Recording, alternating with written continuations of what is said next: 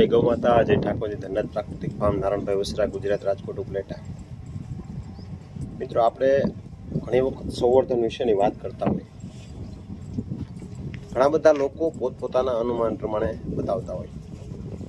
No doubt શું બધા જ સારું કામ કરતા હોય અને બધા સારું કામ કરશે આવનારા સમયમાં. પણ આપણો ઉદ્દેશ્ય એક છે કે આપણું ગૌ સંવર્ધન સુધરે, રસ્તે ન રજડે અને બધા જ ગૌ પ્રેમીઓને ત્યાં સારું, સુંદર, સરસ મજાનું અને દુધાળ જે આપણે પેલા આપણા પૂર્વજો પાસે હતું. આજે હું કરું મહેનત કે બીજા કોઈ મહેનત કરે એ કોઈ એવું છે નહીં કે આપણે કંઈક નવું કરીને આપણે બગાડ્યું છે તો સુધારવાના પ્રયત્નો આપણે કરવાના છે. એના માટે થઈ આપણે વિડીયોના માધ્યમથી કહેવાના પ્રયત્ન કરતા હોય. તો ખાસ નમ્ર વિનંતી કે મારી ચેનલને સબસ્ક્રાઈબ કરજો, મારા પેજને ફોલો કરજો અને તમારા એક ફોલોથી મને કેટલું મોટિવેશન મળશે નવા વિડીયો બનાવવાની, નવી જગ્યાએ જઈને વિડીયો બનાવવાની અને નવું કાંઈક બીજા ગૌપાલકો પાસેથી મેળવી અને તમારા સુધી પહોંચાડવાનો એક પ્રયત્ન મારો સાકાર થશે. હું કાંઈ સીધો રોડ ઉપરથી કાંઈ કરોડપતિ નથી બની જવાનું, એવું છે નહીં કાંઈ, જેટલું આપણે વિચારીએ એટલું. પણ 100% કે આપણા ક્ષેત્રમાં, આપણા સૌરાષ્ટ્રમાં ગૌ સંવર્ધન અને ગૌપાલન અને સારી દુધાળુ નસલ વિશે જાગૃતતા આપણા ખાસ મેન આપણા એરિયામાં જે ગીર ગાયું છે, આપણા પ્રાંતની ગાયું છે, એમાં સુધારો આપણે જો ન લાવી શકીએ તો કોણ લાવી શકે?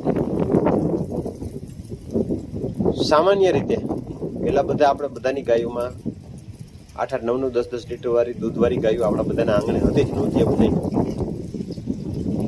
વચ્ચે એક એવો સમય આવ્યો એના કારણે થઈ અને જે આપણી દુધાળુ નસલ હતી એ ક્યાંક ને ક્યાંક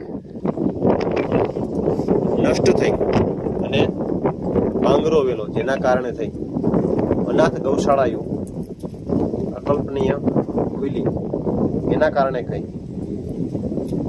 જે ત્યારે હાલની પરિસ્થિતિમાં જે ગૌરક્ષકો દ્વારા સંઘર્ષો કરવામાં આવે છે,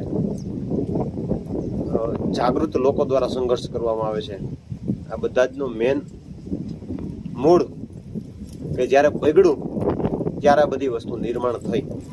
જો સારી, સુંદર, સરસ મજાની ગાય હોય તો એ રસ્તે રજડે નહીં, કોઈને કોઈ એનો વિકલ્પ થઈ જાય. અને વિકલ્પ થઈ જાય એટલે કે ધારો કે જેની પાસે છે અને ગામના ગોંદરામાં ન જાતી હોય, ગામમાં રહેતી હોય અને બાય ચાન્સ નંદી સાથે ન લઈ જઈ શકતા હોય, ન્યાય કરાવીને ગા ઓલી થઈ ગઈ હોય, ન ફરતી હોય, તો ગમે ત્યાં જ્યાં નંદી હોય ત્યાં વેચી દઈએ કે અથવા મોકલ દઈ દઈએ કે જે તે, પણ એ સારી, સુંદર, સરસ મજાની ગા હોય તો એ ગા રસ્તે રજડે થઈ છે. આવા એ પ્રયત્નો સાથે તો ખાસ આપણી ચેનલને સબસ્ક્રાઈબ કરી લેજો, આપણા પેજને ફોલો કરી લેજો, જેથી કરીને કંઈક ને કંઈક નવું લઈ આવી અને કંઈક ને કંઈક નવું મૂકવાની, નવું જણાવવાની કોશિશ કરી. સુધારવા માટે તો પહેલાં તો ખાસ સારા નંદીની પસંદગી કરવી, પહેલાં દૂધ ઉપર ન જવું, પહેલાં તો નસલ સુધરે, સારા નંદી હોય જે રિઝલ્ટો આપતા હોય એવા નંદીને પસંદગી કરી અને પછી એના પછીની જનરેશન, એટલે જેમ બગડતા 15 વર્ષ થયા હોય, 20 વર્ષ થયા હોય, સુધરતા પણ 10 થી 15 વર્ષ, 10 વર્ષ લાગે. કન્ટિન્યુ એના ઉપર કામ કરીએ તો, નહીતર જે પરિસ્થિતિ છે એમને રહીએ. 100% સુધરે, નો ડાઉટ.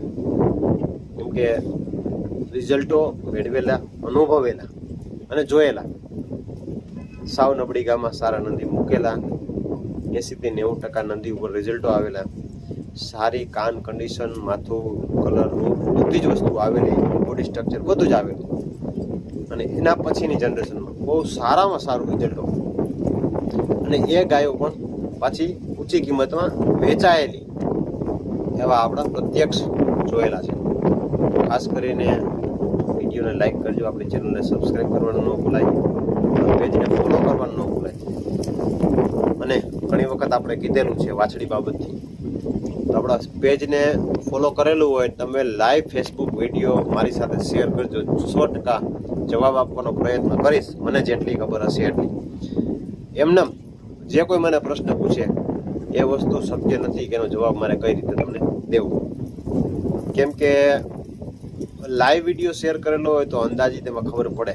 તમે જે મને કહો એ વસ્તુ પરફેક્ટ ન હોય, કેમ કે અત્યારે ગમે ને પાડી નાખવા માટે થાય અને કહેતા હોય, પણ લાઈવ શેર જે કરેલું હોય તો એમાં પરફેક્ટ હોય કે ભાઈ આ દિવસે આટલી કલાકે આવી રીતે આમ થયેલું છે.